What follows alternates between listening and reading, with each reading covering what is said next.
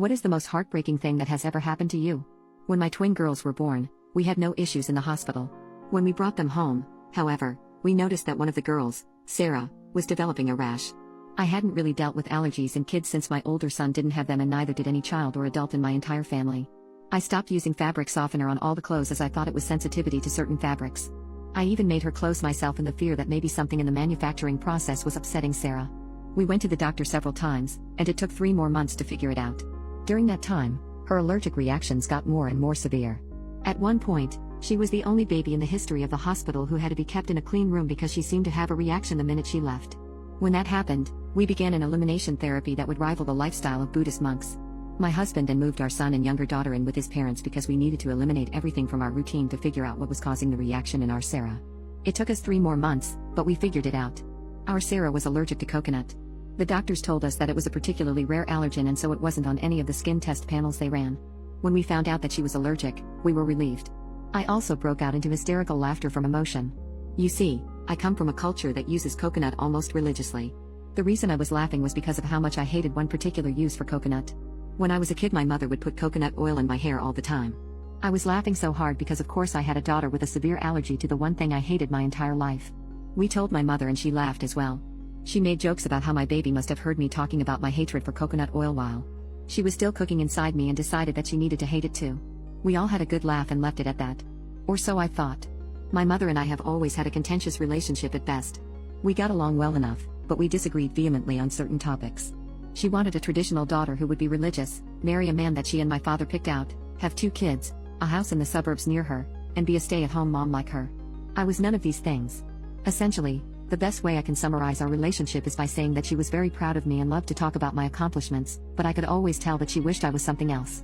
We have a fair amount of safe topics that we can talk about, but I could never discuss anything too serious with her, such as politics or my career.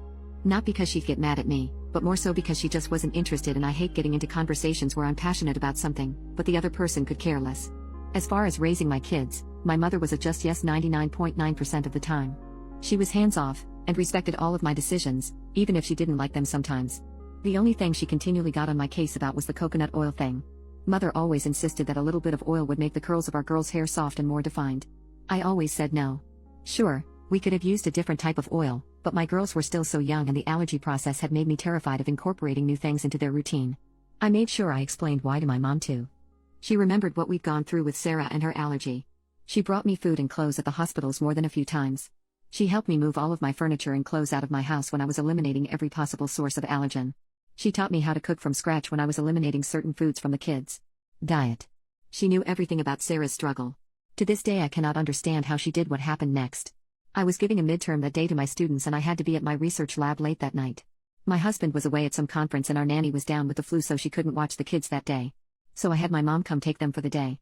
My son was almost 3 years old and the girls were a year and a half old. Overnight visits with my parents weren't exactly common, but they weren't unusual either. They had always come back from these visits very happy and well taken care of, so I had no second thoughts about leaving them with my parents. They spoke to me on the phone after their lunch and then, around 5 p.m., we video chatted. The kids were also happy and healthy. I got home around 10:30 p.m. that night and called my mom to see if the kids were up by any chance and I could say goodnight. I missed the kids by about 20 minutes, they'd already gone to bed. So I talked to my mom for a little bit, but she's a pretty early sleeper too, so we hung up and went to bed. I woke up around 5 a.m. the next morning to go pick up my husband from the airport at 6. We were going to get breakfast together and then go pick up the kids. I picked up husband and neither one of us was very hungry yet, so we thought it'd be a nice treat to pick up the kids first and go to breakfast and brunch with my parents. We got to my parents' house at 7:45 a.m. My parents weren't there. My son was at the neighbor's house, and ran outside with the neighbor as soon as he saw his daddy and I pull up. He was hysterical and crying and I couldn't calm him down. My blood pressure was rising because now I'm thinking that something horrible had happened to my parents. My neighbor tells me that she isn't sure what's happening, but there was an ambulance at my parents' house at 6 a.m. and my dad had run over and wakes them up to see if they could watch my son for a few hours until he got back. Of course they'd said yes. I'm calling my parents nonstop at this point and I'm getting frantic because I don't know what's happened.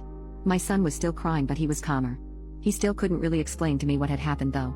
I honestly don't remember the details of what happened next, but somehow we figured out that the ambulance was from a hospital nearby and we broke several driving laws trying to get there. We got to the hospital, pulled into the emergency entrance that was for ambulances only, left the car and bolted inside. A few nurses took notice of us immediately and were asking us what was wrong. I was calmer than my husband at this point, so I explained that I didn't know, but my twin girls and my parents were here somewhere. I'll never forget the look on that nurse's face. She knew exactly who I was in that moment and she was about to cry. Another nurse took me and my husband to an empty room and asked us to calm down and listen to the doctor before we went to find my family. My mother had put coconut oil in both my daughter's hair when they were playing the previous day before bed. The girls loved it when my mom did their hair, and so they had asked for braids and my mom was doing their hair. She put coconut oil in both their hair because it would make for smoother braids. According to my son, Sarah started to get a little dizzy and itchy when my mom was doing her hair, so my mom gave her some kids' vitamins which made her sleepy. Since it was close to bedtime anyways, the kids then went to bed. Giving her vitamins was something we did whenever she had a mild reaction, since it usually meant she accidentally came across some coconut from a secondary source. We also showered her from head to toe immediately to erase any lingering traces of it.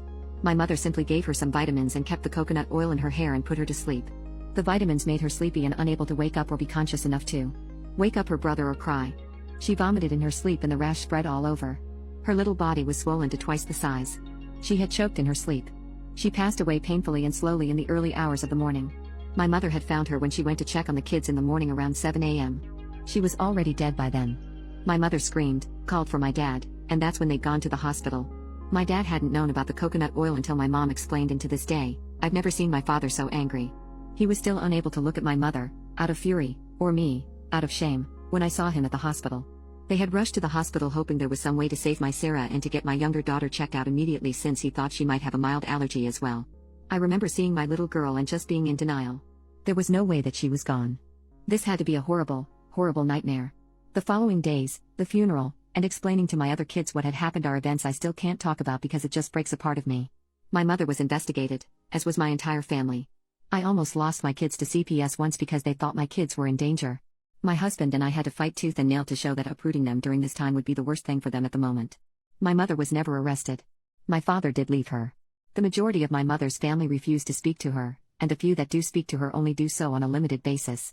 She currently lives on her own in a small town, and every couple months I'll get a call from her telling me how sorry she is and how she just wasn't thinking and can I please find a way to forgive her. She wants to come see me. The only thing I can find to ever say to her is, you can come see me when you bring my daughter with you.